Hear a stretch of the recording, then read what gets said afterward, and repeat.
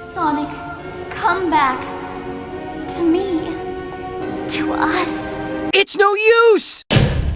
How about this?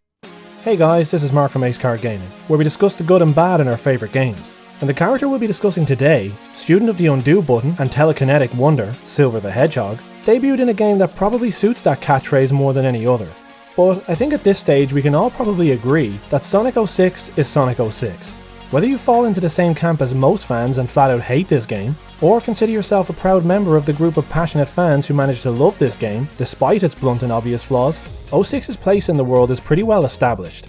And love it or hate it, Sega make no secret of the fact that they consider it a stain on their history, hiding it away, retconning, and pretending it never existed.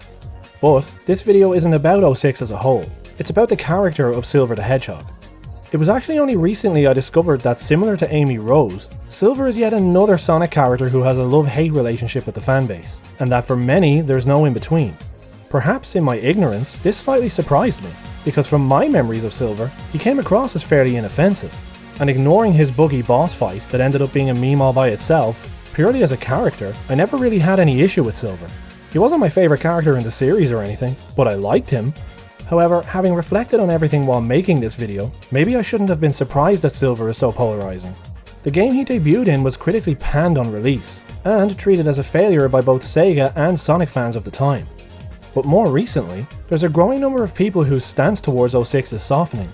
And I suspect as more people grow tired of the state of play in the Sonic series right now, that number will probably grow, as more and more people return to older titles and ask themselves if anything has really improved.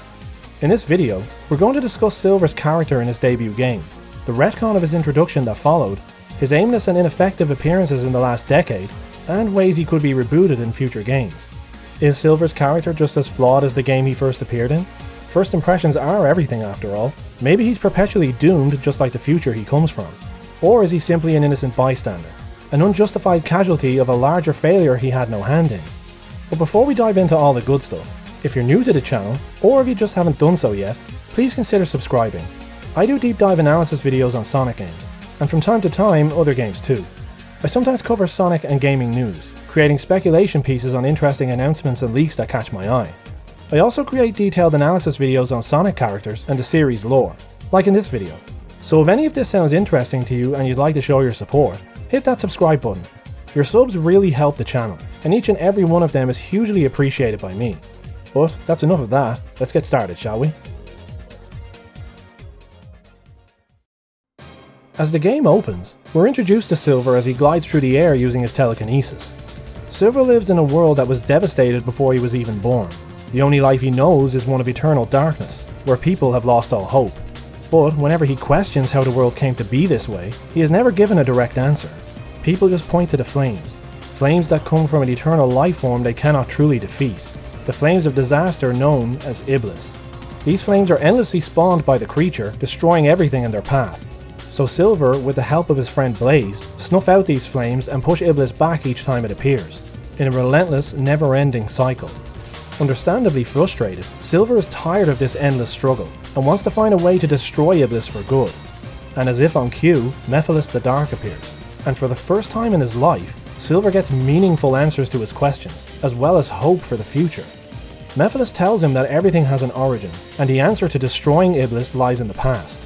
If he takes out the one responsible for awakening this creature, it will be like it never existed, and his world would be restored. Mephiles shows Silver the one responsible for all the suffering in his world, the Iblis Trigger, and with the help of Mephiles, Silver travels back in time to find him. Now, Silver catches a lot of flack for falling for Mephiles' tricks, but I don't really see much of an issue with what happened here. His situation has been very clearly laid out. He lives a bleak existence in a desolate world full of danger, with constant suffering all around him. He has just been offered the answer to all of his problems, the only answers he's ever had since there are none on offer from his own people.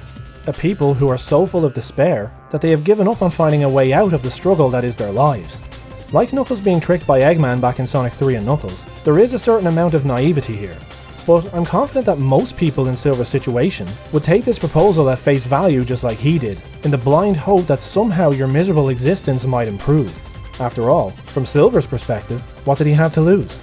When Silver arrives in the past, he is blown away by how peaceful and beautiful the world is. It never seemed like he needed any further motivation to take out the Iblis trigger than the reality of a burning world that he lived in every day. But now he has seen firsthand what tranquility looks like for himself, and the desire to provide this future for his own people burns brighter than ever. He eventually tracks down the Iblis trigger in Soliana, and just as he's about to act, he's grabbed by Amy as she begins the running joke in the series at the time of mistaking any hedgehog for Sonic. Even though she cost him his chance at destroying the Iblis trigger, Silver demonstrates his good nature, assuring Amy it's fine. Feeling bad for inconveniencing him, and since she's looking for someone too, Amy agrees to help Silver find who he's looking for, arguing 2 heads are better than 1.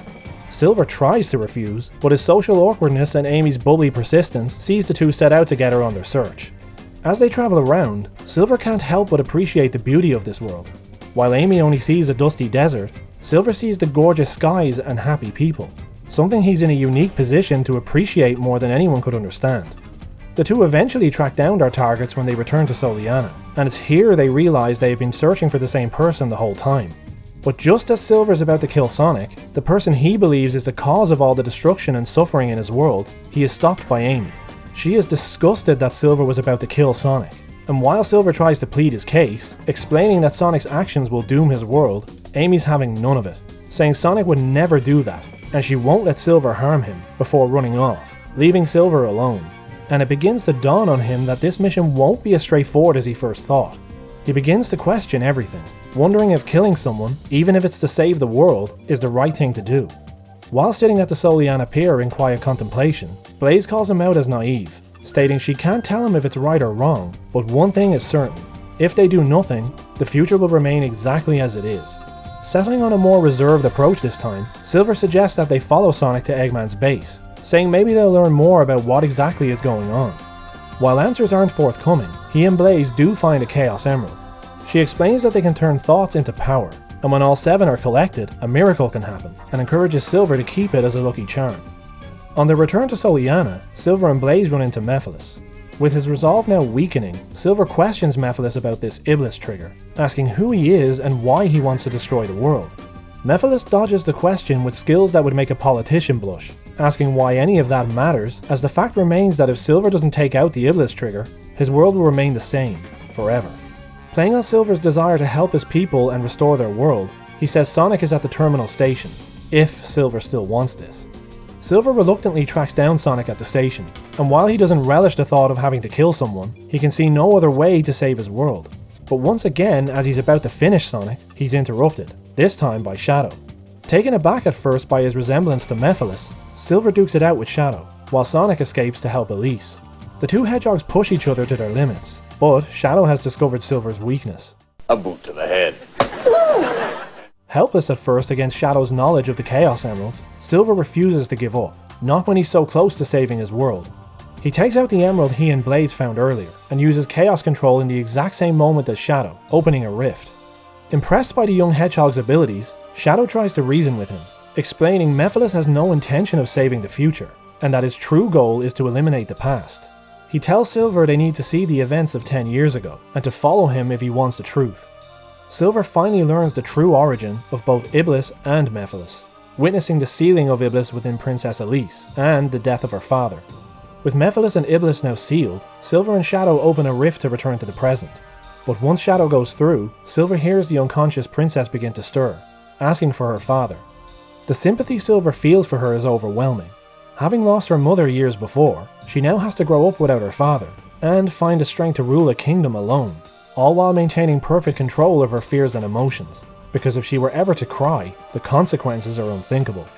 Figuring she needs it more, Silver leaves his Chaos Emerald with Elise, telling her it's a lucky charm before returning to the present. With the knowledge that Sonic isn't the Iblis trigger, and fearing Eggman intends to use Elise to release Iblis, Silver tracks Sonic down, offering his aid to help stop Eggman. Upon seeing Eggman's airship crash with Elise on board, Silver uses the Chaos Emerald he took from Elise's father in the past to help Sonic open a rift with Chaos Control, allowing him to go back in time to prevent her death. Having learned that Iblis can be sealed away after witnessing the events surrounding its creation, Silver returns to his own time with Blaze to stop the creature once and for all. He attempts to replicate the ritual he'd seen performed on Elise, intending to seal Iblis away within himself. But he is not a compatible vessel, and the ritual fails. Blaze steps forward, saying her soul is already alit with flames, and that she will be accepted. As she seals Iblis, she asks Silver to use Chaos Control to stop time and seal her away in another dimension. But Silver can't bring himself to do it, saying she's his friend and that he wouldn't know what to do without her. Blaze can't help but smile at him, commenting again about how naive he is, saying she always liked that about him. And as she says her final goodbye, she takes away the burden from Silver and seals herself away. Even as the sky lights up and the dawn of a new era begins for his world, in that moment, it's not enough to lift Silver's spirits. He was ready to sacrifice himself to save his world, but he wasn't prepared to lose Blaze, someone who shared his struggles and was always there for him. But there's no time for him to mourn, as the Chaos Emeralds suddenly disappear and a blinding flash warps him away. After Mephiles failed to have Silver kill Sonic, he then had to do it himself. And just as he planned, Sonic's death proves too much for Elise to handle. And in her grief, the seal on Iblis is broken. With Solaris now reformed from the fusion of Iblis and Mephiles, the group is caught in the resulting spatial distortion and warped to a temporary rift in space and time. Eggman explains that it won't be long before time collapses in on itself, and everything, including this rift, will turn to nothingness. Hope quickly vanishes among the group, with even Shadow admitting there might have been a chance of beating Solaris were Sonic still alive. But after everything he's been through to save the world, and losing his only friend in the process, Silver refuses to give up. He tells Elise that she was powerful enough to be the vessel for Iblis, and she can rescue Sonic's soul with the power of the Chaos Emeralds. With a new sense of hope, the group set out into the rift to retrieve the emeralds, and using their power, Elise revives Sonic. Sonic is revived in his super form, and sharing his chaos energy with Shadow and Silver, the trio set out to take down Solaris together. After the fight, Solaris is returned to its original form, the white flame from before the day of disaster. Extinguishing the flame will remove Solaris from existence, and prevent anything like this from ever happening. And while it may mean they will never meet, Sonic convinces Elise that extinguishing the flame is the right thing to do, reminding her to smile as she blows out the flame.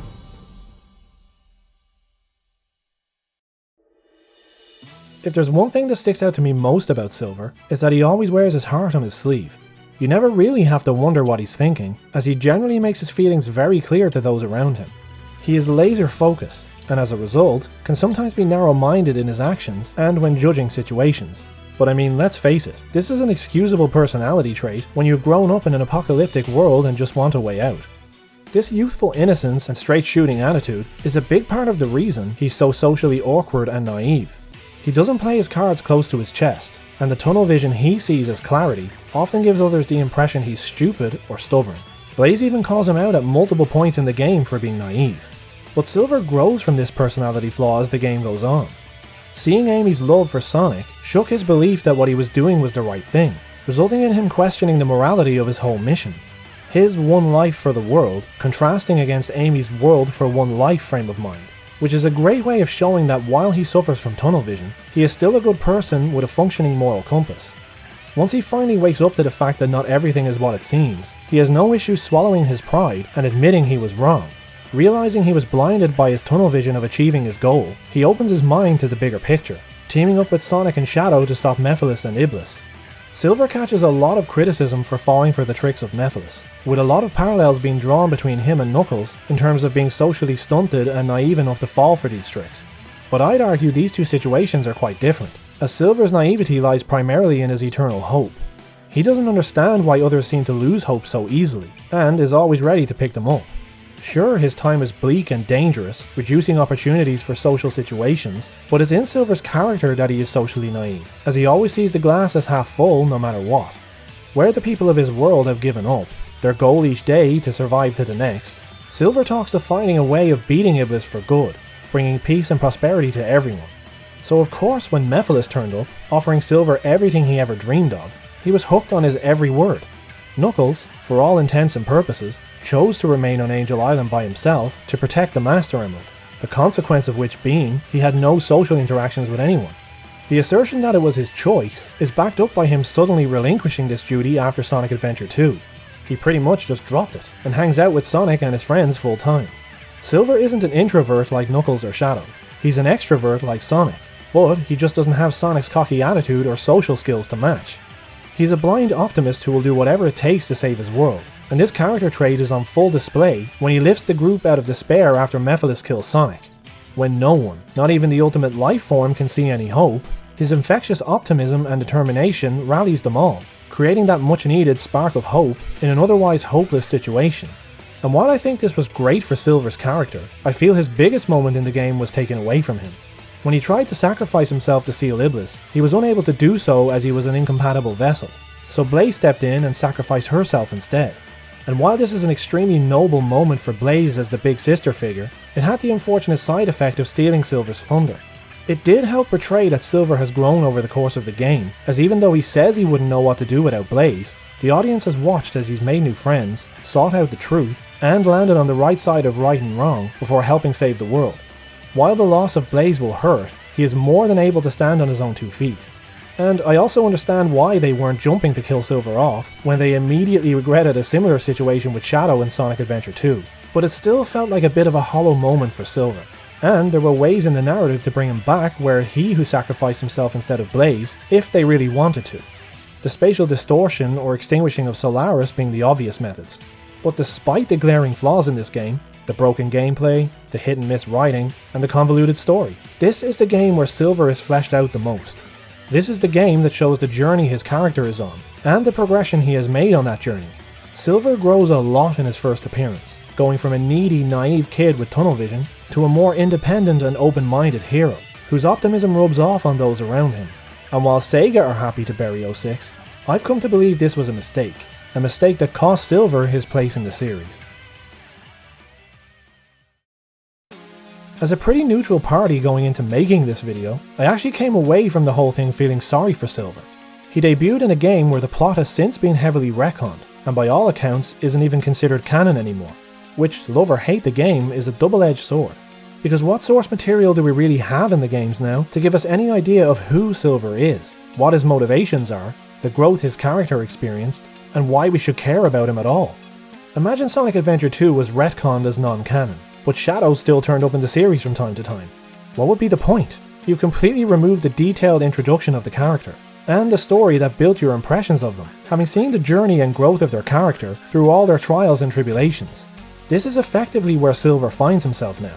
That guy from the future who comes back sometimes to help the good guys or to save his world. It's completely dumbed down nonsense, and a real shame the game that developed him most is now disregarded. He was introduced slightly differently in the PSP exclusive spin-off series Sonic Rivals. But stranded on the PSP, most people have never even played this game, and as a result, his role is nowhere near as important, nor is his character expanded upon to the same extent as 06. He cameos as a token boss fight in Generations, where he fights Sonic believing him to be a fake, before ultimately cheering him on with all the other cameo characters against the Time Eater. It wouldn't be until Forces that Silver would finally get some screen time again. However, what we got was a phoned-in, completely zero-effort depiction, where it's painfully obvious the writers don't know the character and were checking off a box rather than including him with any real purpose. Oh, we'll make him have a Zoom fight with Infinite. That ought to hold those little SOBs. But the line in this game that shows beyond doubt that the writers don't know his character at all is this one. I'm an optimist, but I'm also a realist. Sonic is gone, Amy. Not only are optimist and realist arguably mutually exclusive, but Silver is actually the polar opposite of a realist. The definition of the word realist is a person who accepts a situation as it is, and is prepared to deal with it accordingly. Silver was always unwilling to accept a situation in his own time. He will travel back to the past as many times as it takes to right his perceived wrongs. And in the last chapter of 06, it's him who refuses to accept it's all over, and in turn rallies everyone to fight against all odds. What if he was a realist back then? Well, Sonic's dead, roll the credits. This type of lazy crap just bugs me, and it often feels like the current writers openly hate the characters, and have nothing but contempt for the fans who ask for better. Silver had so much potential. His abilities were unique in the series, and made for some really interesting gameplay possibilities. You only need to look at the success of Half-Life, Portal and Garry's Mod, among many others, to see that there's huge interest in physics-based games. And Silver affords Sega the opportunity to dabble with how this could work in a Sonic game, if they're willing to do it properly this time. Silver's character was properly established and experienced the most growth in Sonic 06, so pretending this game didn't happen has only been detrimental to his character. As for how they could reboot him in a new game, if Blaze is no longer an option, I would explore his relationship with Shadow. Shadow skirted the line of mentor for Silver in 06. Impressed by the determination of this young hedgehog, and his abilities to invoke the power of the Chaos Emeralds, Shadow recruits him on a mission to the past to discover the truth. It was Shadow that gave him the benefit of the doubt in this story, as well as the truth he needed to move past his character flaws. Since Sonic Team refuses to bring back Team Dark, Shadow is available for a role like this with Silver. I think their opposite personalities would make for some great chemistry, and provide many opportunities for legitimately funny conversations, if the writing is done well, of course. Silver had a bad start in life, both in his backstory and as a Sonic character. He effectively started the race with a broken leg, having debuted in one of the most controversial Sonic games of all time, so naturally this hamstringed his success with the fans, and created a love-hate dynamic. But if nothing else, the biggest reason I'm glad I made this video is that it allowed me to go back and look at Silver's character in isolation. I adopted his signature tunnel vision to ignore the wider problems in 06, and outside of the buggy and hilarious boss fight, the often broken gameplay, and the slightly wonky story, Silver's character is a diamond in the rough. His backstory and the journey his character went on was interesting, and the growth he experienced was clear and measurable. And with the way things have been in the Sonic series since, I'd be very happy to see the Hedgehog Trinity reunite for another adventure. But I've probably rambled on enough. Considering he effectively only had one game, this video went on way longer than I expected. So what about you guys? Where do you stand on the Silver Stud? Are you able to appreciate his character in isolation like me? Or is he too marred by Sonic 06 and his later misuse for you to enjoy him? And if you do want to see more of him, how would you like to see him used going forward? Let me know your thoughts on everything in the comments below. I hope I did Silver justice, and that you enjoyed the video. Don't forget to subscribe to the channel, and throw a like on the video if you found it interesting.